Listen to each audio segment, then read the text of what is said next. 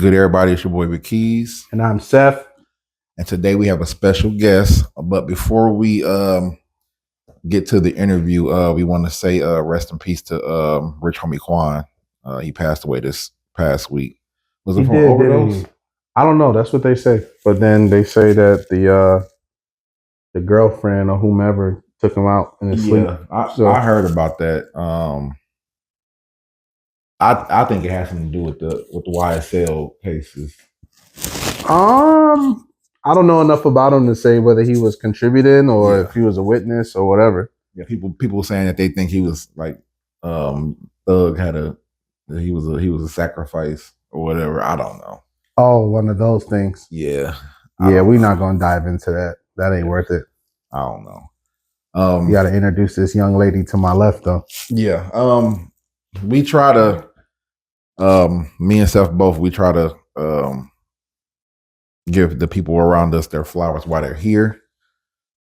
This is somebody that has been a very big part of my life.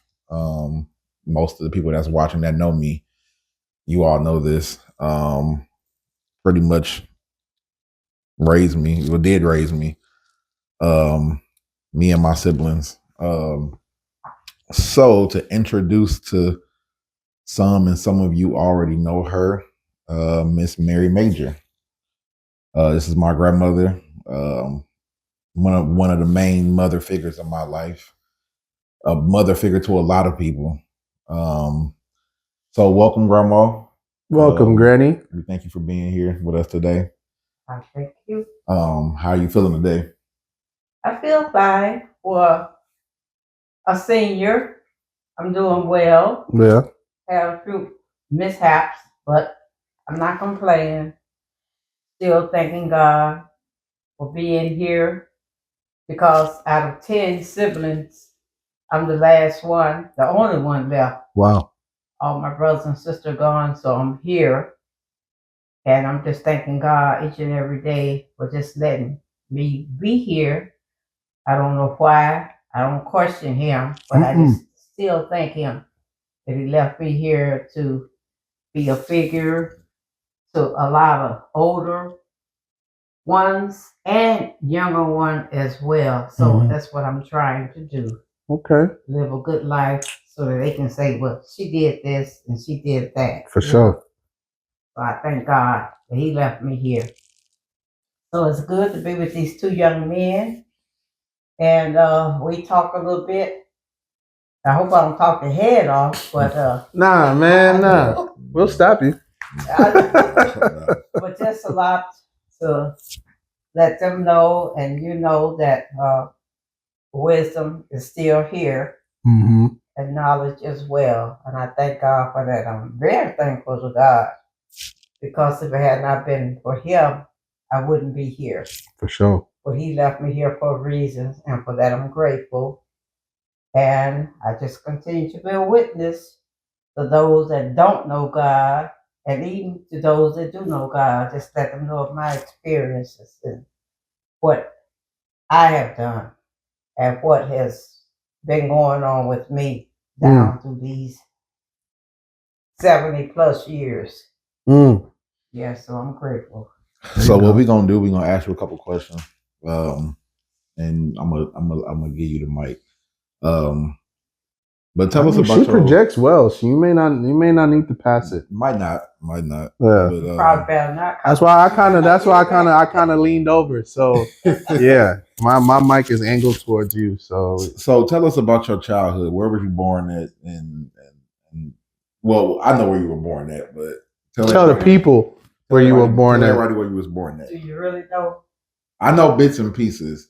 Oh, it sounds like you don't know. Bits and pieces. Where's she from? Hold on, don't say nothing. Where's she from? Arkansas, right? No. Ooh, you don't even know your own granny. Arkansas or Kentucky. That's crazy. Okay. Neither or? Kentucky. Kentucky. Kentucky. What part of Kentucky? Clinton, Kentucky. I've never even heard of that. Clinton, Kentucky. I've never heard of Clinton, Kentucky. Little country town. I'm gonna look it up. Kentucky. I like when did y'all move to Gary? I moved to Gary in 1950. It was about 1950 after my mother passed. My dad had migrated to Gary, Indiana. That was in 1950. I was about maybe 8 or 10, between 8 and 10 years old. Okay. After my mother passed, that's when he decided to pack up and move for a better living in Gary, which he first went to the steel mill. They had steel mill there, which they still do, but that's where he went. He was looking for a better living because before he had stayed on the farm where we had all kind of chickens and horses and cows and mules and everything. That's where we stayed at. But he wanted a better life for his few siblings that were left. I think a few of them had married off. Few was in the service, and so that's when he migrated to Gary. He had a brother up there, and his brother told him to come to Gary for a better living, for his children. So that's what he did. That's back when Gary was a thriving area. Yes, it was. Contrary to present day. They had steel mills. The steel mills was blooming there. And a lot of jobs and stuff like that. Okay, so you had 10 siblings, right?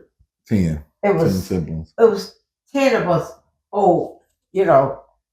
I think I was the 8th child because I had 2 brothers under me. And when we moved to Gary, my baby brother, he passed away.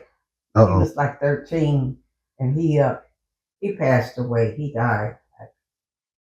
So okay. So how would you say things are different from like how our generation does things versus your generation does things? Like being black, like how is things different? Because from what I see, it used to be a thing to be black, to be proud to be black. Now it's not even, Well, back then, we went to, first of all, we had neighbors and stuff like that. They were real, kind. If you want an egg, they give you an egg. If you want bread, they would give you they would share what they had with you because we were very poor. And like I say, back then, back in the 50s, my daddy, he farmed. He did farming and stuff like that. So we had to pump our water. We didn't have no hydrant. You had a ground well? Yeah, we had well water. At farm stuff, which was good. The meat was good. The garden. And I had to work in it. Even when I went to Gary, I had to work in the garden because my dad had a garden. And we had to plow this and pick weeds and rake and all that kind of stuff. And we had to do it in order to make a living. Right. And my dad, he would we did have a bus that was in the area. And so he would ride. He didn't have a car. And he had to either walk or catch the bus in order to get where he needed to go. And later on, we found out that, and that's when I found out there was more to a chicken than just the back because he would bring food home, like in bags and eat chicken back and chicken neck and gizzards and all that kind of stuff because we never got to eat a chicken thigh. Right. I was growing bacon. I didn't know what bacon was because we were poor. Right. We were real poor and everything. So that's what my dad would do. And he would bring home, bag with flour and lard and stuff like that. And which my aunt helped raise us and she would make biscuits and stuff like that. So, like I say, my dad didn't have a car, so either he had to walk or either catch the bus. Right. And we had to walk about 4 blocks to catch the bus. And I've done that. I've walked more. Yeah, well, we enjoyed it because back then it was like a joy, because you either walk with somebody, or somebody will catch up with you, and they walk, and you share rides and stuff like that. And so I stayed out like it was about what, a few blocks from the bus line, but we still had to walk to the bus line to catch the bus. Right. Yeah. And so, like I say, we're poor family and stuff like that. My daddy, when he came to Gary, he went to work in the steel mill, and I think he got laid off, and then he would work in an office building where, he would have to catch the bus to get to his job and stuff like that.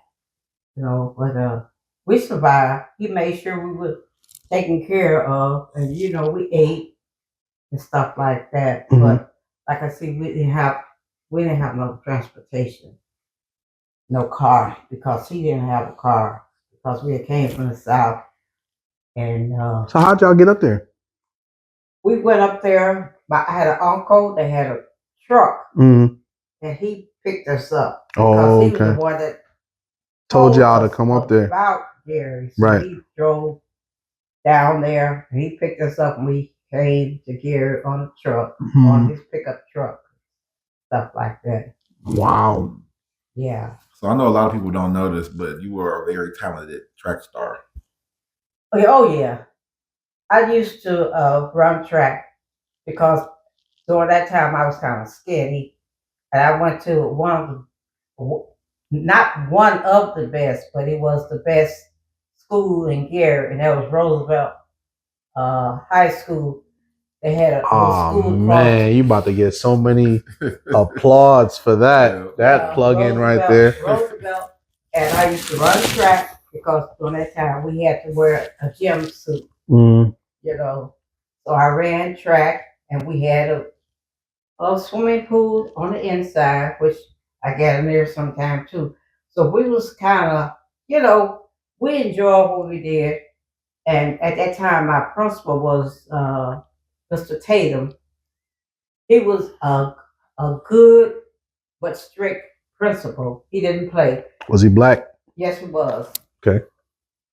So Mr. Tatum, he would look at you, and he very seldom smiled. Well, I remember one day I was coming in school, and I had an ice cream cone, and he took it from me. And I looked at him, and he looked at me, and I'm thinking, who are you? And he probably said, who are you? Right. We don't eat ice cream in the hallway. Right. But I had, had it, and I wanted to enjoy it. But he took it from me, and I just said, yes, sir. And that was the end of the conversation. I didn't do it no more, But he was a really strict and good principal during that time, Mr. Tatum, And we had another, his assistant was Anderson, Mr. Anderson, he was kind of strict too, but he was a real nice principal. But I was very active during that time because, like I say, I ran track, and I enjoyed, and we had a nice track team. Our boys were real talented. They ran track, played basketball, and we enjoyed. So during that time, everybody, like worked together, and they loved each other. That was the main thing that I enjoyed when I was going to Roosevelt High School. Every day it would be a group here, group there, and we would walk home together down 25th Avenue, and it sometimes would be like 5 and 6 of us together. And as we walked, we would talk about what had happened at school during the day, whether it was bad or good. But we would walk together every day, and then as we walked down 25th Avenue, one person would stop here. That would be their street. Then you walk a few more blocks, and the other person would get off. And I think I was like the 8th person because I like stayed farther away. But we would like walk together, and we would just talk, and everything would be so peaceful. No arguing, no fighting, but you just walk. You'd be like in a group. Right. And that's the way we did. We walk home, but we didn't have no other way to get home, but that's what we would do. They ain't had no school bus? School bus? Yeah. Oh, no. Y'all ain't have to ride the big cheese? We didn't have no school bus. We Wow. had to walk. and you could picture walking from from Roosevelt School to 25th Avenue. That would be like about maybe 8 or 10 blocks, and then you still have farther to walk. Once you get to Grant Street, you still Mm-hmm. have farther to walk, and that's what we did. We ain't had no choice. Mm. Yeah, but we enjoyed it because we was together. And like I say, every time we get to a person, like the street where they would stay, they would get off and they would keep on walking. You'd be Mm-hmm. talking and having fun and laughing and stuff like that until the last person. Right, last person got to walk home by themselves. Yeah. That's crazy. Yeah, but it was nice. We enjoyed it. Yeah. Yeah, no sidewalks. We had a few sidewalks that went from the school to I think to the first street, but after that there was no sidewalks. You had to walk on the dirt, but you didn't complain. You Right. know. Was there a lot of like racism in Gary back then?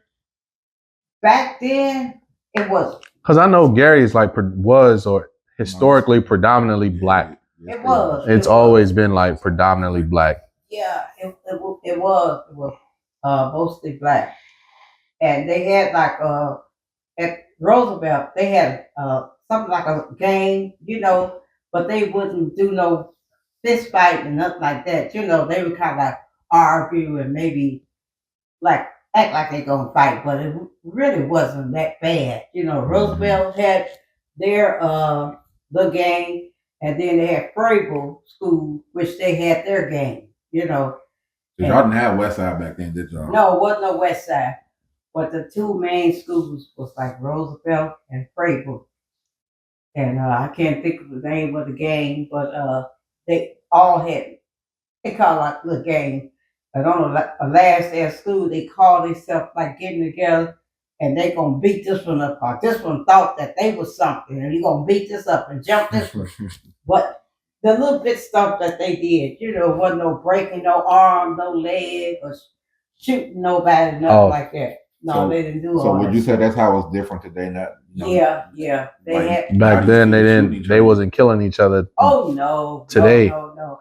The last day of school, that's when they would call themselves gonna get together. They gonna beat this person up, but it never happened. That bad. So it was safer back then. It was safer. Damn. So what would you say? Where did things go wrong in the black community? Because back then you all, black people own things. The black community was the black community. Now we don't pretty much own anything. Yeah.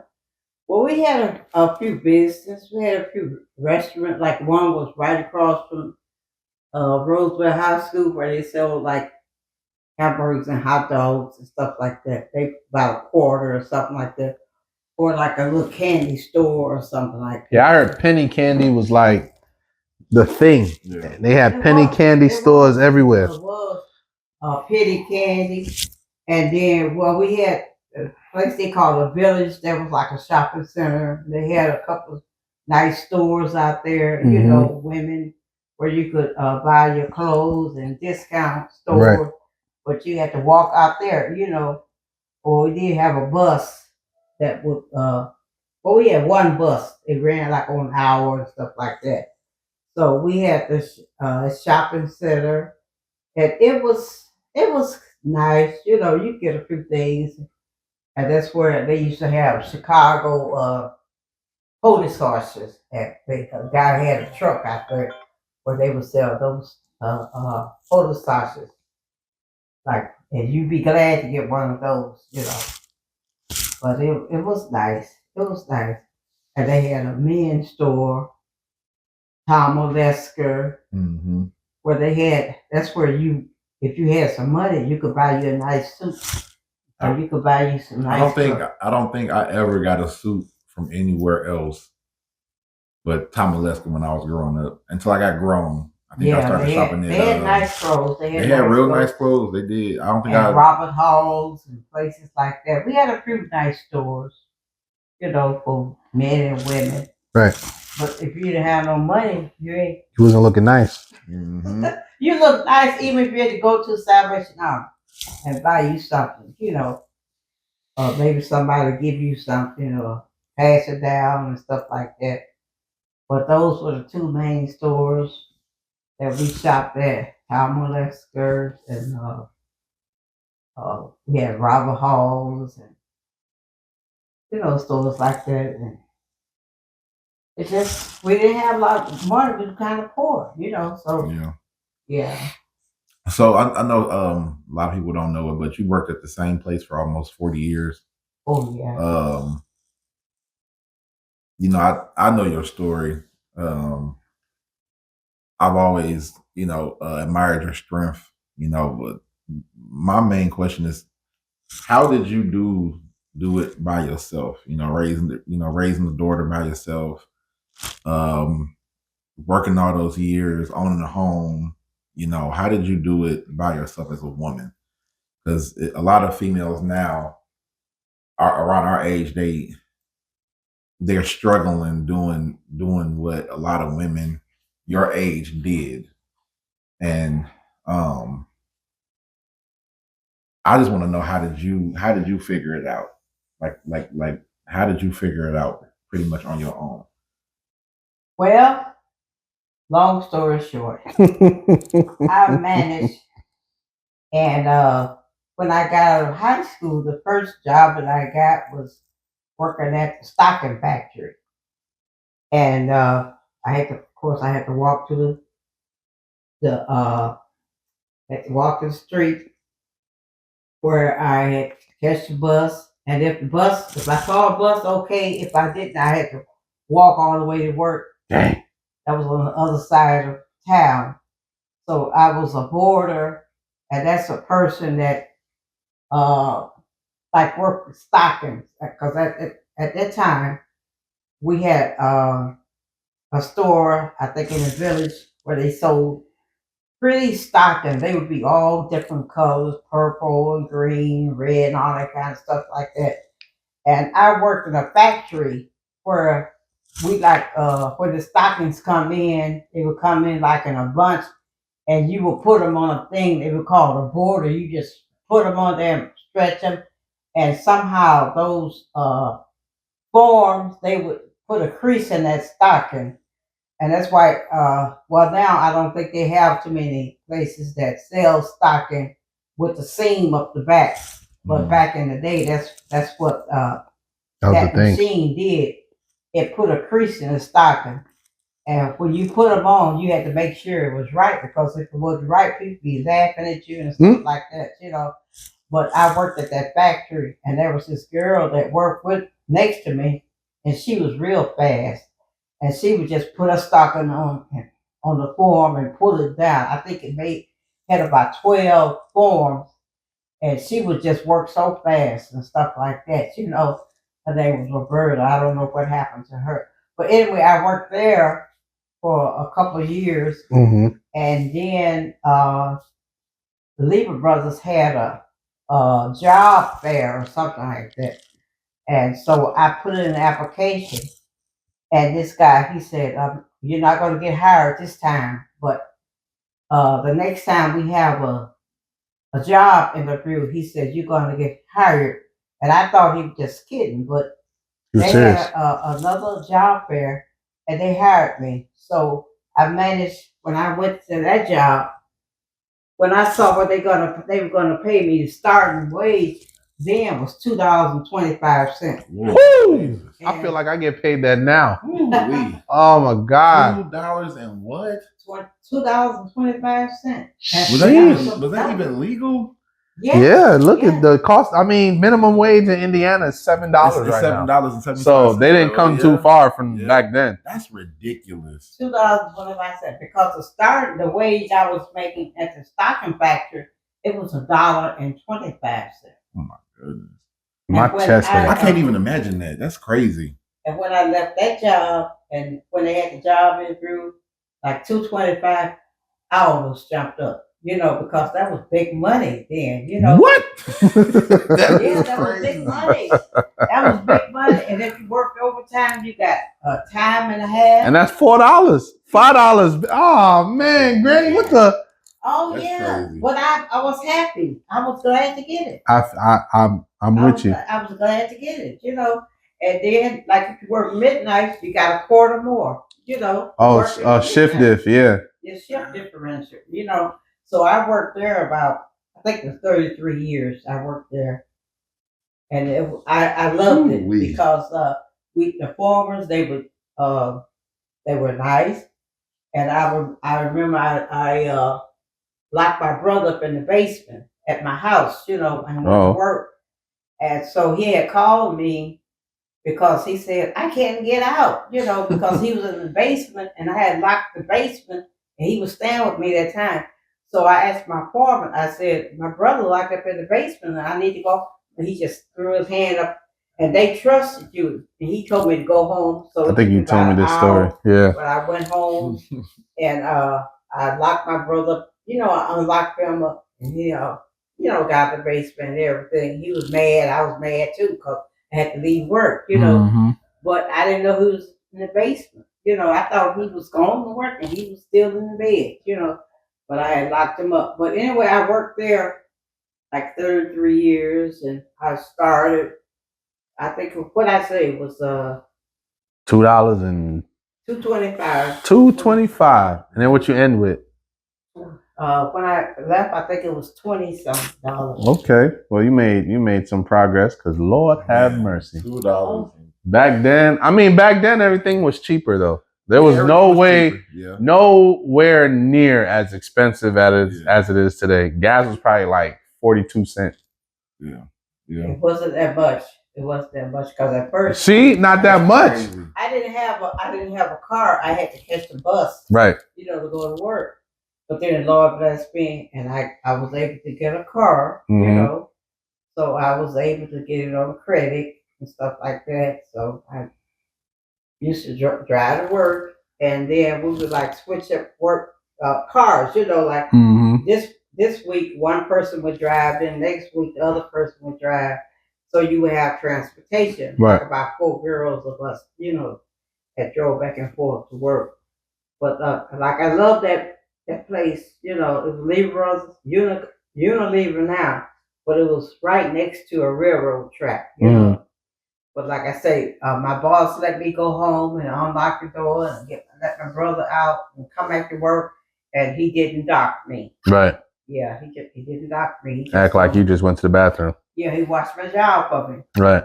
Yeah, because most of everything was machinery, you know, packer and right. Hand pack and all that kind of stuff. But that was the first good job that I had, and I liked it. You know, you get your vacation, you plan your vacation, and everything. Like if you, I think at first, after 1 year, you get a week's vacation. You know, with pay. Then 2 years, you get two, and so forth and so long. You know, but you would always get your vacation. You know, and everybody was, got along. We worked together, and we had good bosses. Sounds like it. Yeah, it was a good place to work, nice and clean, and stuff like that. You know, different jobs, and there you could bid on different jobs, and if your seniority was okay, then you would, Did you guys have unions back then? We had a union. Okay. We had a good union. The union would really fight for you. Right. Unlike today, because these unions today suck. Man, the union was good because the guy that was the president, we used to work together, and people would come in with different problems, and the guy was really, he was really on it, and he would say, no, they can't do this, or they can't do that, just like if you worked, like 2 doubles in a row, the third day it got to let you go home. They would take the next person and put that other person on their job with the more seniority. Right. But 3, they can't make you work more than 3 in a row. Right. They would have to let you go home. Some people, they want to work over because working days and 4 to 12, 3 in a row, and you go home and you don't get that much sleep, you get tired. Right, for sure. But sometimes they couldn't find nobody to work. They would have to go into another apartment and say, if this person is qualified, they want to work, they can work over. And like this guy that was the president of the union, he loved working because he loved that money. And he'll work 5 doubles in a row. He didn't care, but he would do it. But he was a good guy. And so that's the way it worked. But like I said, it was a good company. We had good products, like we had the Lifebuoy, the Lux, the Libra 2000. We had all those good products, and I swear by them now. Dove soap and all that kind of stuff. We had a lot of good products that we made there. That's crazy. I just did the math, and in 2 weeks, if you guys work 80 hours, your check would be $270. Oh yeah, but you took it. You didn't have no choice. That's $270, and we had a $540 a month. Oh my God! Yeah, that's what they was just trying to charge me to get a car. $540 a month. We had a credit union right there. That you could like cash your check, and stuff like that before they put one across the street. Right. But you could cash your check there and go in there and get money out the credit union. Just like if you run short, you say, I want to get $10 out. Maybe you want to, buy your lunch or whatever. Mm-hmm. But you can go in there and transact your business and stuff like that. Mm-hmm. So it was good. But well, this is our last question. What would you say to the young people out there, or people period, that's struggling in life? Like, my situation. What would you say to the people that's out there struggling, like the people that feel like they don't have any hope or any type of positivity going on? A lot of people don't know you, like outside of you being, outside of you, working and being a single mother. When you were younger, you did a lot of change in Gary. A lot of people respect you. A lot of people look up to you. You were the usher board president for was it the whole country at one point? No, not the whole country. Was it the whole state? At my church, I used to be an usher, but then like every 2 years they would elect another president. Mm-hmm. And 1 year they elected me. I was president. So it was for the whole state, wasn't it? For the whole state? No, my pastor was like the president, and I that was just my church, right? But then they would come together mm-hmm. as a group for the whole state and stuff like that. And so I used to follow them when they go to just different churches, different cities and stuff like that, because we had a lot going on. We had a union. And then we just fellowship. We got along, and we would like go to places like Kokomo, Terre Haute, different places we would go and have fellowship and stuff like that. And we would have, like union. Then we would have different meetings, stuff like that. So it was a whole lot that was going on, But I loved it. I love fellowship. We met a lot of people, And it was just good, you got along and stuff like that. Mm-hmm. And that's what I would like to say to the young people today. Try to get along with the people that you work with, Don't cause a lot of confusion. Mm-hmm. Because that's the main thing I see going on with the young people. It's not because of what you got or what you do or who you are. Just try to work and get along and do the best that you can, and keep God as the head of your life in everything you do. And I remember this one thing when I came to Indianapolis. I was reading a newspaper, and it had asked this young girl. It asked her, "How do you dress when you go to church?" And the answer she gave, she said, "When I go to church, I dress like I'm standing before God, like God sees me." And she said, "I don't have a lot of clothes, but I just dress as if God was watching me." And it's asking me the same question. How do you want to see God? How you want God to see you? It's not about what you got on, how sexy I could look or who's watching me. But how do you expect God to see you? How do you expect God to see your life? Are you doing this the right way? are you doing it God's way? Right. You know, how do you expect God to see you? You know, and so like you're standing before God. You know, that's the way you should look when you go to church on Sunday. You know, like you're standing not to see how sexy you looking, seeing if this guy is looking at you, if he's seeing your legs or if he's seeing your thighs or whatever. But I come to church to worship God, praise God, Right. and how is God looking at me? You know, what am I doing to make him satisfied?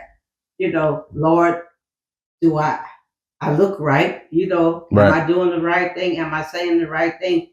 And if you keep your Bible handy, you just read your word and see what God wants you to do, you know. Right. And that's the main thing that I want our young people to keep and stay in the word, you know, read your word and see what God says about it, you know. Right. And then you will be okay, you know. And then you want to be a good mother, you want to be a good father with young men as well, you know.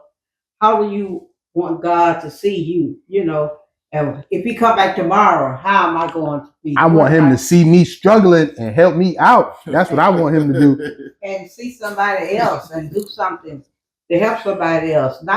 It's not about me anyway, you Right. know, but it's about God and what I'm doing to so he'll be, you know, satisfied with me so I can go back with him when he comes. You know? For sure. Yeah, that's the main thing. So, like I say, yeah, I had a struggle. Yeah, because me and my husband separated, and I just had to make it on my own. You know, put God ahead. You know, in everything I do. Lord, help me, help me, help me, help me, help me to be a good mother. You know, help me do the right thing. You know, a lot of times I get off from work. I be on work 16 hours, and when I get off, I be so tired. I just wanna go to sleep. You know, but then I acknowledge God and thank Him for the job. Right. You know, because I made if I made it, you can make it. You know, so we all struggling. You know, but we just keep ourselves. Don't put ourselves. It's not about me anyway. You know, but like I say, I worked at this job for what I say 33 years, 32 years. Lever Brothers, I worked there. It was a good job, and I thank God for it. I love my job, and there's nothing that you could tell me about that place. So are you still collecting anything from the working there all the years? Well, my pension. Okay. They have a lot of people don't know about pensions. Yeah. So I was curious as to whether you got one or not. So yeah, you still they still paying you. Yeah. That's what's up. I got a pension every so month. They would take so much out Right. of my you know, check and stuff like that. Yeah, I pay into my pension. Benefit, you know. So when you retire, you will have something. Right. And you don't want to just you could go in there and like get so much if you want to get some money, like you say, I need some extra money. Yeah, you can borrow it from yourself and then you got to pay it back over time. Well, you're supposed to pay it back, but sometimes you don't have a chance to pay it back or you can't. Well, they take it out your check.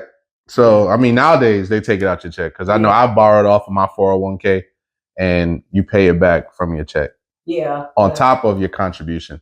Right. Well. Yeah, so they had a lot of interesting programs there. A lot of them, I didn't get into it, you know. Like I remember before a guy had retired, he came back to the company because we had a company store that you could go and buy different things, soap products and stuff like that. Right. And he had borrowed all of his money. I don't know whether he was going back. He was out of the country, and he kept going back, getting money.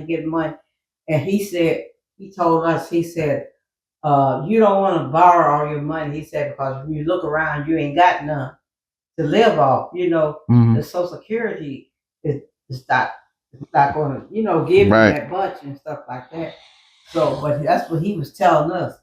And by him going out the country because his wife was overseas or something like that, you know, He burnt up all his money. Yeah, he had used all his money going back and forth and stuff like that too. So he said he was broke. He said, I'm broke. So you're saying stay with the company? Like right now, I should stay with the company I worked for 33 years. Yeah, you get to stay for them, and whatever retirement program they have. Oh, I'm in it. I'm locked in. Yeah, that's a good thing. I'm locked in. Stay in and don't get all your money out just no vacation or something. No, I make enough where I can vacation where I don't have to take anything from my 401k. Yeah, but it was a good thing, you know. But like I say, we can work overtime. A lot of times they have Saturdays and Sundays or whatever. Yeah. I didn't work all the time because it sounds like it. I wanted to go work. Sundays I want to go to church. Okay. Sometimes our department would be working, you know, the weekend and stuff like that. And I couldn't go to church, but I went while I could, you know. Is your church still standing in Gary right now? It's still up? Yeah. Oh, yeah. Where is it at? It was on 21st Avenue. And what? Pilgrim. It's Reverend Ember. He just retired. Okay. After 42 years, pastor. We went there. It was one of the biggest churches in Gary. Yeah. If you know Granny's church, go donate. They definitely need it. He was a good pastor because, like I said, he had a stroke, so he wasn't able to continue being a pastor. But he was pastor for 44 years. He was there for my daddy. When my daddy died, he was 104. Wow. He was there for all of my sisters and my brothers. He supported me in everything I did. He elevated me up, Kenya up. He elevated her up, and that's why she's so powerful in her music because he helped her a lot. He pushed her on, you know. Right. And so he gave me opportunities, you know. He said, "Oh, you can do it," because I had started like a breakfast ministry. On Sundays, if I wasn't working, if I went to church, you know, we did breakfast and stuff like that. So that increased the attendance, you know, because a lot of times the kids will come to church, you know, and they haven't had breakfast. Right, and then they sit in there hungry and rambunctious. And so me and these other two ladies, you know, we said, we're going to start this. And we started a breakfast ministry.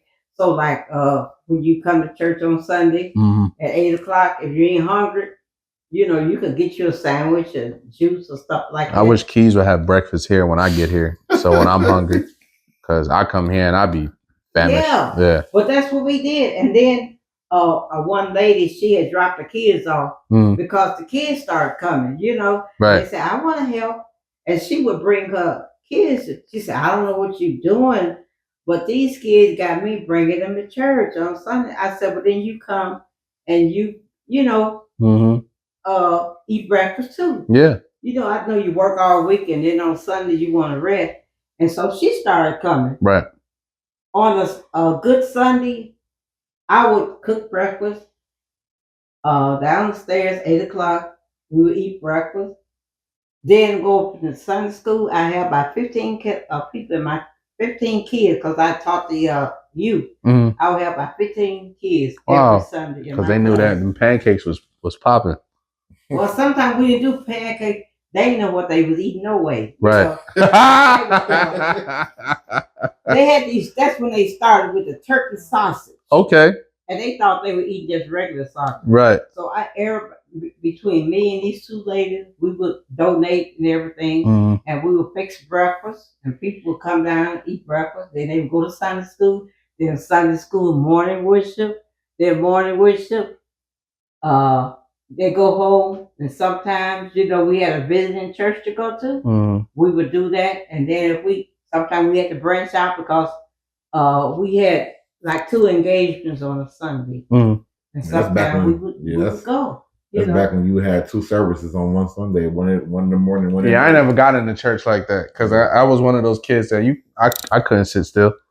I'd be running all over the church. I'd be lost somewhere. But they always respected me. Always respected. They still do. I was respectful. I was just always, and one Sunday, one little boy, he was like about this big, and he came downstairs. You know how they are when they get around little girls. Like that. I want to help. I said, go wash your hands. You can come and serve the men coffee or juice or something like that. And he did it. Oh, yeah. He joined the church. There you go. He joined the church. Because his belly was full. Yeah. Yeah.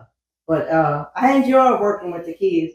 And like to this day, they'll every now and then one of them call me or call, I remember, do you remember this? And I'm thinking, I forgot. But I said, oh yeah, I remember when you was a little kid, you know. Mm-hmm. And we would even come down here because I said, if they are nice and they respect me, you know, we're going to treat them. So we would take them to the park, take them to Chicago, take them to different places. And the kids enjoyed that. You know, they remember that. Right, to get out of the neighborhood. Yeah, yeah. So, you know, like they would help fix the breakfast. You know, they would help clean up the kitchen. And then, like I said, when we get through, we go to Sunday school. And they enjoyed it. They enjoyed it. Little kids. And they never, one time, one kid, she kind of spoke up like she was going to whoop me, you know. I don't have to do that. I said, what did you say? You going to do it else? But they always respect me. They call me Miss Major or Mama Major. You know, the kids, they didn't disrespect you. Right. You know? Unlike today's kids. They were some good kids, you know. Today's kids, you want to push them in the bushes. Yeah, but like I say, it was a joy to me to be able to be with them and work with them. Right. And that's what I really enjoyed. And I even though I lost a lot of sleep and rest and stuff like that, but I think I was helping them, you know, and that's the main thing. They was being helped through the ministry, through the breakfast. Like I say, we didn't have a whole lot of what we had. We shared and we gave it to them. Right. And they was glad to get it. For sure. Yeah, they was glad to eat that oatmeal and them turkey sausages. Yeah, I can go for some oatmeal and turkey sausage right now. I'm hungry. I enjoy it. Yeah, I Good. enjoy it. I don't want to just talk about all the time and stuff. Nah, you're not talking to no time. We about to wrap it up, Granny. Yeah, you spoke too soon. Hey, you got a lot of history. You got a lot of stuff that we probably never ever see because you saw it through your eyes. So we're just trying to capsulate that for us. But we appreciate your time, though. Most definitely. Yeah, well, I enjoyed it. But like I say, it was a joy to me. I don't regret anything. Yeah. I love the job that I had. I love the people that I got along with, all of them, you know.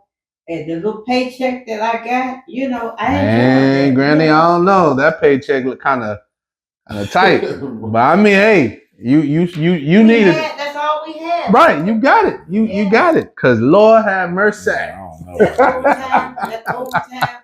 But that job, and like they used to lay off a lot too. You know, lay off when the product go down. Yeah, he was layoff proof and stuff like that. You know, so then you wouldn't be laid off alone. You know, but then you come right back to your job, and you know, you get a little money and stuff like that, a little overtime and stuff like that. Right. So you had time to, you know, go somewhere else if you found a job. Right. Work there until they call you back. Right.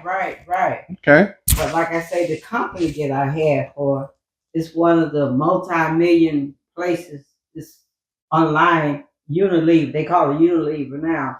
But it was, we had a lot of different products, and we still sell them. And you probably buy some of the products at work. I mean, on your job. Unilever. Unilever. Yeah. We meet everyday needs for nutrition, hygiene, and personal care with brands that help people. Dove, you use Dove? I'm going through it. They do Hellman's. They do Ben and Jerry's. You ever do Ben and Jerry's? They do Dove soap. Yeah. They got Knorr's. Yeah. Life Buoy, whatever that is. Life Boy, yeah. Life Boy, okay. Yeah, all of them. They got Magnum, not condoms. Ice cream. The ice cream. Ice cream. Oh man, yeah, I couldn't work there. I couldn't work there. I'd have ate on. I'd be in the back. They be like, "Where's Seff at?" Yo, I'm in the back with the chocolate bars. Yeah, and see, like every week, the store is open like on Tuesday, I think. I'd unplug the freezer so they probably big as this house. So they make us eat it. The ice cream be good. I know. The products are good. Yeah. You know, You keep saying our products. You don't work there no more. You are free. I know, but I did work there. Every once in a while, I keep it because we got a like a retiree club, right? And every weekend, once a month. Well, can you get us some ice cream from there then? See if you can talk to one of them people since you still in it.